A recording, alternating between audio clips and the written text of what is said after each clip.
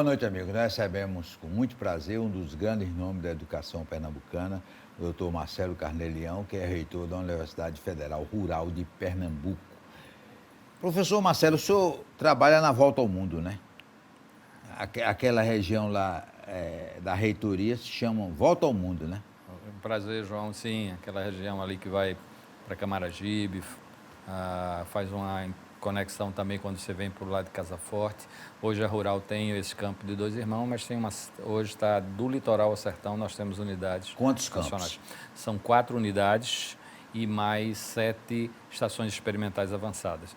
Desde o litoral, aqui em Recife, passando por Itamaracá, Cabo, Tapacurá, Carpina, Parnamirim, Bimirim, Belo Jardim, chegando até Serra Talhada.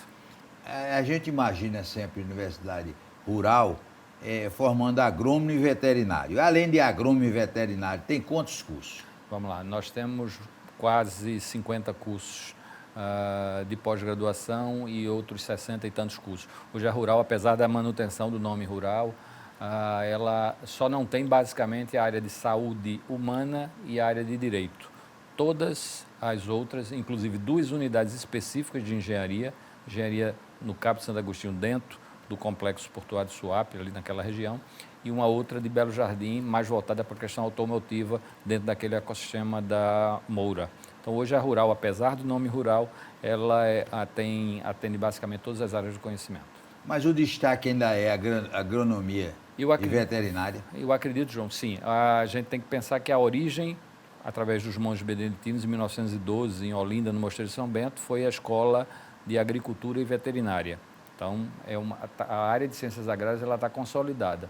O que hoje a gente está, inclusive, utilizando como uma janela de oportunidades é que, com as ciências agrárias, que a Rural já é conceituada, com a parte da informática e das engenharias, só para você ter uma ideia, eu tenho 2 departamentos de informática, computação, que eu tenho cerca de 90 doutores. Então, a gente está juntando as agrárias com a informática e com a engenharia no que a gente chama de agritech, que é embarcar tecnologia para as ciências agrárias. Agora, o senhor é uma peça fundamental nesse negócio de evitar o ataque de tubarão na costa de Pernambuco.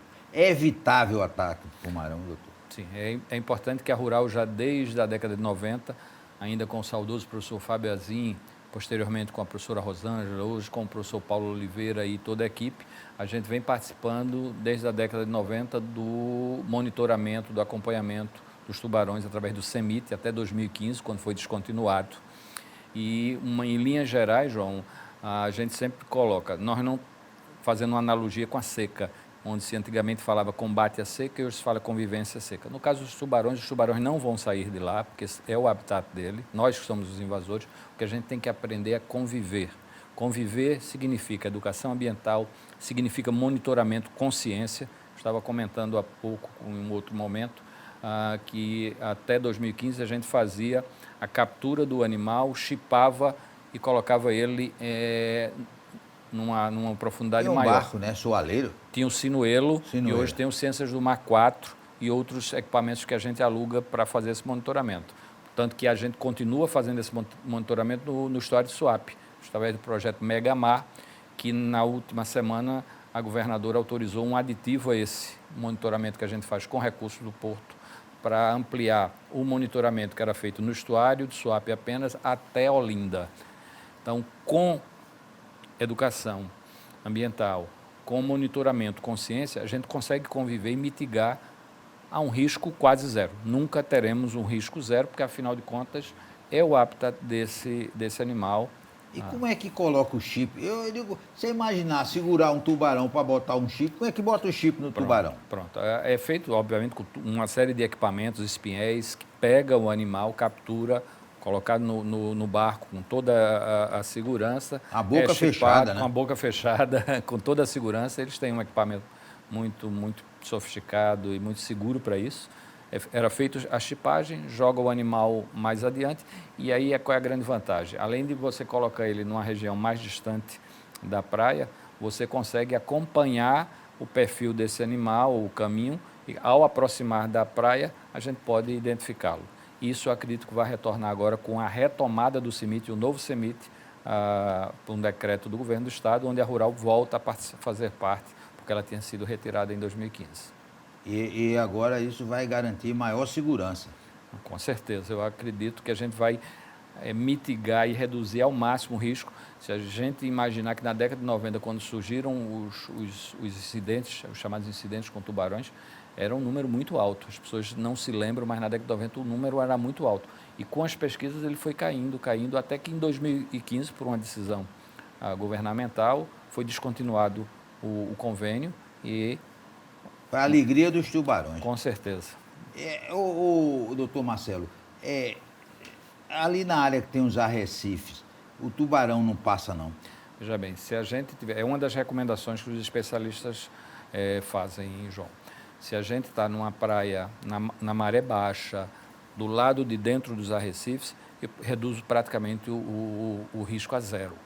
O problema é quando a maré está alta, quando a água está muito turva, em regiões específicas da Lua, e não em áreas que não têm proteção dos arrecifes. Então, eu aumento o número de risco, porque a gente tem um canal profundo que, infelizmente ou felizmente, circula por quase toda essa extensão da região metropolitana, de Olinda até o Cabo, que é uma área onde os tubarões circulam por conta da profundidade. Porque tinha um negócio ali, tinha um matadouro lá perto de Suape, né? Uhum. Esse matadouro foi desativado. Uhum. Eu acredito, veja bem, além de naturalmente já existir esse canal e esses tubarões vão continuar sempre tendo, lógico que com a criação do Porto de Suape, com a alteração de alguns ecossistemas, de alguns biomas, diminuiu o alimento do tubarão em regiões mais profundas e, consequentemente, isso é normal de toda espécie animal, com a fome ele vai buscar o alimento. E, por vezes, ele se aproxima muito da praia por conta desse canal. Por que é que o tubarão morde, mas não come? Porque ele não come carne humana, ele não gosta. Ele come, ele percebe só o movimento... Só o tubarão canibal. Mas esse a gente ainda não conhece, não conhece. Tubarão canibal. A questão é que ele vê a movimentação, vê joias, vê cores, vê quando ele acha que é um peixe e abocanha. Quem já viu a arcada dentária do tubarão, uma dentada daquela... Quando ele percebe que é carne humana, ele solta e ele não se alimenta do homem. Quer dizer, ele faz só o primeiro ataque, não faz mais o segundo? Não. Ele percebe que não é mais... Tanto que você veja que as pessoas conseguem ser retiradas do local porque ele se afasta, porque ele percebe que ali não é o alimento. Se aquilo fosse um peixe, provavelmente ele continuaria até poder se alimentar completamente daquele peixe. O reitor, o senhor é a favor ou contra a colocação de rede? Contra, e não sou um especialista da área, mas nós já fizemos 5 seminários internacionais, trazendo especialistas da Austrália, da África do Sul, e todos os estudos mostram que, por exemplo, essa captura, a chipagem, ela reduz muito mais do que a questão das redes. As redes, você talvez tenha uma redução pequena, não garante, gera uma sensação de segurança para a população, porque acha que tem rede, e captura não somente o tubarão, que é o topo da cadeia, que desequilibra o ecossistema, mas também outras espécies que também vão afetar o ecossistema. Então, uma rede, ela não garante segurança, ela reduz muito pouco e ela gera um desequilíbrio no ecossistema marinho. O tubarão pode furar? Provavelmente, sim. Normalmente, as telas são muito resistentes, Entretanto, o problema é que ele pode passar por cima, por outras áreas que você não tem condição de botar rede em todo local. Então, a sensação que de segurança que a rede gera não garante risco zero e causa um dano ambiental muito grave, e esse desequilíbrio vai afetar outras espécies e aí entra a cadeia econômica, os pescadores, tem todo um processo social também que a gente precisa avaliar nisso aí. Mas quer dizer que o senhor entende que tem maneira de fazer com que não seja proibido tomar banho de mar no Recife? Com certeza. Se a gente faz o monitoramento, se a gente mantém perenemente as pesquisas, só para você ter uma ideia, João, com 2 milhões mais ou menos, a gente consegue fazer um monitoramento bem feito de Olinda ao Porto. Se a gente considerar que, por exemplo, esses últimos incidentes causam um problema muito sério no turismo, o valor é irrisório em comparação com a perda que se tem por exemplo, do turismo, da atividade na praia. Não balançou o turismo do Recife muito grande. Com certeza. Então, eu acredito, sim, com pesquisa, com monitoramento, a gente consegue mitigar bastante. E com a educação ambiental. Vão ter sempre áreas e momentos que, independente desse monitoramento, deve ser proibido o banho naquelas regiões. Por exemplo, a Igrejinha de Piedade.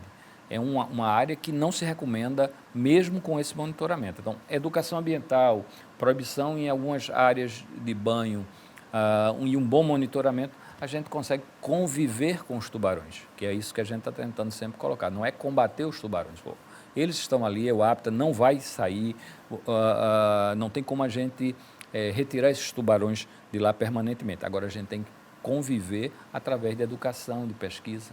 Eles se reproduzem muito, o tubarão? Veja bem, é um topo de cadeia, que inclusive, se a gente tiver uma baixa no quantitativo desses animais, a gente também causa um desequilíbrio no ecossistema marinho, porque ele é considerado peixe, tipo um peixe-rei, um topo da cadeia. Não é a minha área, mas é o que os especialistas colocam, que ele é topo de cadeia. Um desequilíbrio na quantidade dos tubarões vai gerar desequilíbrios do ecossistema. Não tem muita relação, mas a gente tem que ter muito cuidado quando se mexe numa cadeia do ecossistema marinho. Por exemplo, agora a gente está com um peixe chamado peixe-leão, que era um peixe que não era, ele é extremamente agressivo, ele ataca os corais, ele ataca outros peixes e causa um desequilíbrio muito grande. Então, o tubarão é um predador topo de cadeia que consegue regular também essas situações. Pega esse bichinho. Pega esses bichos. Ele apareceu em Noronha, me parece que aqui em Itamaracá. Isso, já é uma preocupação que está se fazendo muitos estudos. Tanto em Noronha como aqui em Itamaracá já há indícios, já há identificações desse peixe-leão, que é um peixe bastante agressivo ao ecossistema nosso. Ele é torcedor do esporte, né? Só tem essa vantagem. Mas ele pega a gente? Não. Esse peixe é um peixe relativamente pequeno. Ele causa mais danos a corais, a outros. Ele é predador de outros peixes. E aí ele vai causar um problema do desequilíbrio da cadeia econômica, daqueles pescadores, dos peixes que são usados para consumo. Ele não é um peixe de consumo. Por que doutor Marcelo, que o mergulhador, ele entra em água profunda e convive bem com os tubarões? Veja bem, primeiro que normalmente os mergulhadores eles têm procedimentos de segurança, eles evitam, as roupas não são tão coloridas, os movimentos não são tão bruscos, então tem uma regra de convivência. O tubarão em si, como ele não vai atacar do nada, ele ataca em situações muito pontuais, onde a água está turva, ele não vê o que é. Um mergulho normalmente são águas mais claras, onde tanto o mergulhador enxerga o animal, como o animal enxerga o mergulhador. No caso desses ataques, a água está tão turva que ele não reconhece que é uma pessoa. Ele vê um movimento, vê uma luminosidade, ele vai lá e abocanha. Quando ele percebe que é um homem, ele solta. Mas Francisco José já tem umas amizades com os tubarões, provavelmente. Já criou um círculo de amizade com os tubarões. Eu acho que além da amizade, ele tem todo um ritual técnico que garante a segurança dele. Ele sabe aonde mergulhar, quais os movimentos que tem que fazer, etc. Depois do intervalo, nós vamos continuar com o doutor Marcelo Carnelião, reitor da Universidade Federal Rural de Pernambuco.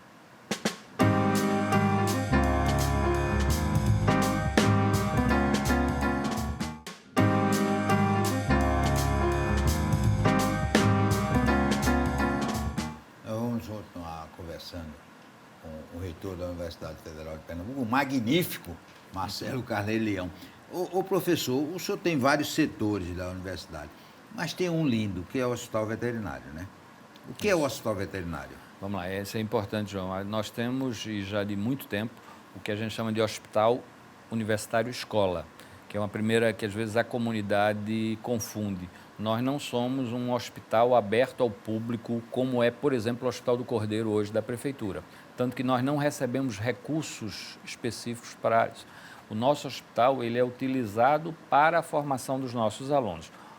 É lógico que, para que faça essas aulas práticas, as cirurgias, a gente precisa dos pacientes. Então, nós abrimos um quantitativo de consultas e de cirurgias para atender especialmente as pessoas com vulnerabilidade que não têm condições de levar o seu animal para as clínicas. Então, atendemos tanto a área de pequenos animais, que envolve cães, gatos, pássaros, etc., como uma outra área de grandes animais, que é cavalos, cabras, bois, isso aqui em Recife. Em Garanhuns a gente tem há quase 50 anos uma clínica de bovinos que é referência, que foi feita junto com os alemães, que atende toda aquela parte de bovinos na região do Agreste, no sertão, as cirurgias, tratamentos, consultas. E aqui em Recife, com esse hospital, que inclusive a gente está em tratativas iniciais com a Prefeitura da cidade do Recife para tentar ampliar a área de grandes animais que não é contemplada no Hospital do Cordeiro. A Universidade Federal de Pernambuco, Rural de Pernambuco, passou no tempo numa pindaíba miserável, não foi, reitor? Porque o governo federal cortou as verbas todas. Como é que o senhor conseguiu? A Universidade Rural é uma cidade. Diga aí, quantos professores, quantos funcionários? Vamos lá. Nós temos cerca de 1.200 professores, 1.100 técnicos, 700 terceirizados e cerca de 17 mil alunos. Então, é uma comunidade que vai para quase 22 mil pessoas. Uma cidade grande. Uma cidade grande. E espalhada do litoral até o sertão. Com todas as dificuldades. O grande problema desses últimos 4 anos, e eu vivenciei isso 3 como reitor, e o ano anterior como vice-reitor, se a gente pegar, João, o orçamento nosso de 2019, fizesse apenas a correção inflacionária, era para ano passado eu ter recebido cerca de 85 milhões para o que a gente chama de orçamento de custeio e de investimento. Nós recebemos efetivamente 47 milhões. Para isso a gente teve que fazer limitações de aulas práticas, por exemplo, que eram livres dentro de todo o estado de Pernambuco. Nós limitamos a 100 quilômetros para ir, 100 quilômetros para voltar. Número de bolsas, a gente permaneceu, não conseguiu aumentar. Tivemos que fazer cortes de terceirizações, o que é muito triste, porque quando você demite um terceirizado desse, é uma família que a gente colocou. Então, e mesmo assim a gente fechou o ano com cerca de 6, 7 milhões de débito, que a gente agora que está retomando. Apesar de ainda estamos trabalhando com o orçamento proposto pelo governo anterior na LOA de 2022, a gente já tem, através de uma emenda de relator que foi adicionada a esse novo orçamento, a perspectiva de, nessa semana ou no mais tardar na outra, ser feito um aditivo ao nosso orçamento, que vai não levar os 85 milhões que eu precisaria, mas a 69, essa é a estimativa. Então, eu saio de 47, vou para 69, não chego nos 85, mas já é uma forma de a gente começar a respirar e pelo menos tentar chegar ao final do ano numa certa normalidade e sem deixar débitos para o ano seguinte. E quando termina um ano letivo, a Universidade Rural forma quantas pessoas? Veja bem, a gente tem, hoje mesmo, inclusive à tarde, nós temos uma colação de grau dos nossos cursos de graduação e normalmente em torno de 200 a 300 pessoas que são formadas a cada, aqui nível superior. A gente tem hoje, em todos os níveis, pós-graduação, graduação, técnico e até ensino médio, que é o Colégio Agrícola Dom Agostinho Icas, em Tiúma e na sede. Em todos os níveis a gente está formando. Hoje é uma colação específica para o nosso campus de Recife e do Cabo Santo Agostinho. Então dá quase 300 alunos hoje nas mais diversas áreas. Olha, tem uma universidade rural famosa de Viçosa. Por que essa de Viçosa é tão famosa? Vamos lá, eu tive inclusive por coincidência no final de 2021 visitando, é uma universidade modelo, tanto que a gente trouxe algumas experiências, alguns programas que eles utilizam. Lá eles têm, eu acho que 2 coisas que fazem com que isso tenha destaque. Primeiro, uma relação muito forte com o setor produtivo, que é isso um dos primeiros institutos que eu criei quando assumi em 2020, João, foi o Instituto IP, de Inovação, Pesquisa e Empreendedorismo, e a gente está tentando desenvolver os projetos num nível que a gente chama de hélice quádrupla, que envolve a academia, a universidade, o governo, iniciativa privada e o terceiro setor. Lá eles têm isso muito consolidado. E eles têm aportes até do próprio governo do Estado.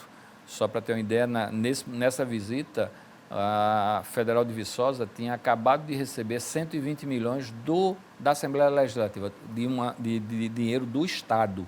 Ou seja, eram 4 vezes o meu orçamento daqui só, e eles têm um orçamento federativo. Então, lá eu acredito que é investimento do governo do Estado também aportando nas universidades mineiras, eles têm essa cultura, e essa perspectiva de que a gente tem que ter, e eu defendo como eixo central o financiamento público de uma universidade federal, entretanto, eles buscam recursos a mais através do que a gente chama dessa hélice quádrupla. Projetos que envolvam o governo, a academia, a iniciativa privada e o terceiro setor. Quer dizer que o senhor, na Universidade Federal Rural de Pernambuco, mantém parceria com outras universidades? Sim, com outras universidades nacionais e internacionais. Agora mesmo a gente fechou um convênio com a Academia Chinesa de Ciências, com algumas universidades, com projetos belíssimos. O chinês é bom nisso, é? Chinês, por exemplo, a gente está com outros projetos, mas um projeto que eles têm interesse em colocar aqui no Brasil e que a gente está dialogando, por incrível que pareça, eles precisam de uma carne de frango mais macia possível. Isso gera um valor agregado. E quanto mais o frango está confinado, se movimenta, a carne fica mais macia. Então, eles fazem nas fazendas, nos criatórios de frango na China, eles colocam um chip na pata da ave e ele acompanha por satélite quantos passos aquele animal deu naquele dia. Então, eles confinam e depois eles têm um relatório. Então, aquela ave que andou menos, que fez menos exercício e que a carne está mais macia, ela tem um valor agregado. Então, eles estão utilizando muito de ciência, que é no que a gente chama do agritech. É pegar as ciências agrárias, seja ela de qual tipo for, e embarcar tecnologia.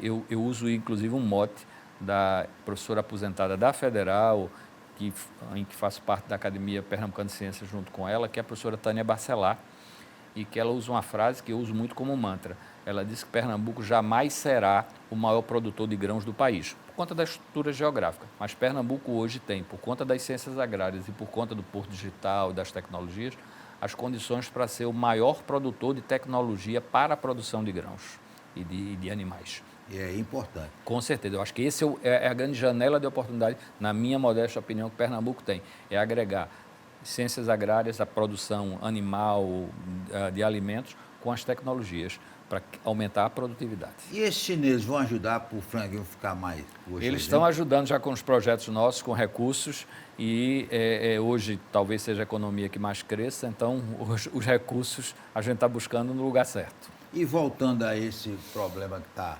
muito na mídia, que é o tubarão, essas ações começam a ser feitas ou já começaram? Então, a gente aproveitou já de imediato um projeto que já roda em Suape, que é o Megamar, que fazia o monitoramento, essas ações de pesquisas lá no estuário de Suape, e fizemos o aditivo, assinamos o aditivo com o governo do estado, onde foi ampliado o monitoramento até Olinda.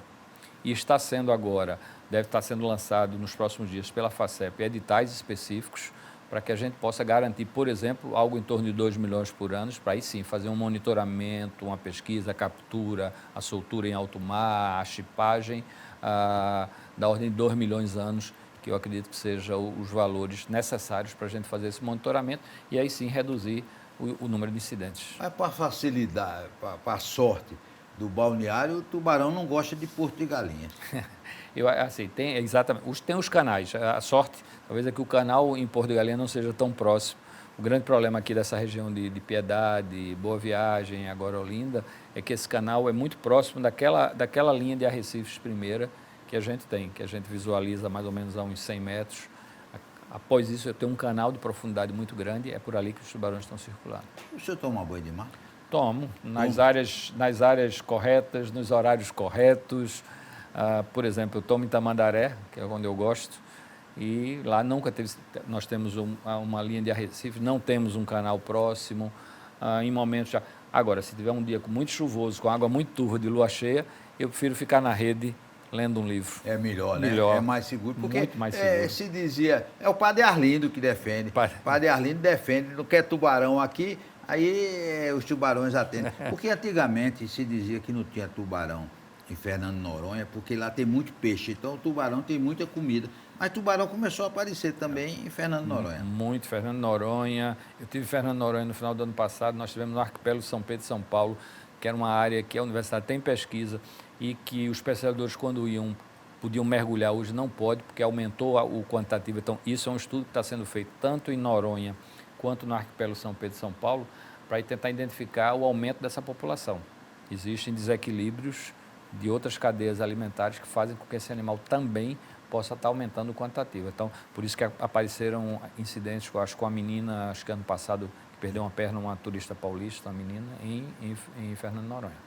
E o senhor já disse aqui que a Universidade Federal Rural de Pernambuco está em todos os municípios do estado. Está em Fernando de Noronha também, né? Veja bem, a gente tinha parceria com módulos de educação à distância. Estamos iniciando agora uma discussão para um novo curso, porque os cursos eram os cursos padrões que a gente tinha aqui. O diálogo que eu tenho feito com a nossa unidade de educação à distância e estávamos fazendo com o governo anterior de Noronha e vamos reativar agora, foi muito bem atendido pela secretária de Meio Ambiente e Sustentabilidade, que está cuidando, coisa que é a Ana Luísa Ferreira. A ideia é que a gente possa propor cursos diferentes. Eu acho que não adianta eu formar, por exemplo, um licenciado em biologia. Lá eu vou ter um público muito grande. Esse indivíduo vai ser formado e vai vir para o Recife. O que a gente está querendo propor são cursos para turismo, a parte de ecologia, a parte de mar, engenharia de pesca, coisas que o Ilhéus se qualifique e permaneça para que você gere desenvolvimento no local. Nós queremos agradecer ao doutor Marcelo Carnelião, reitor da Universidade Federal Rural de Pernambuco, e dar os parabéns, principalmente por esse trabalho para acabar com esse problema de tubarão matando gente na costa do Recife. Forte abraço e até amanhã, se Deus quiser.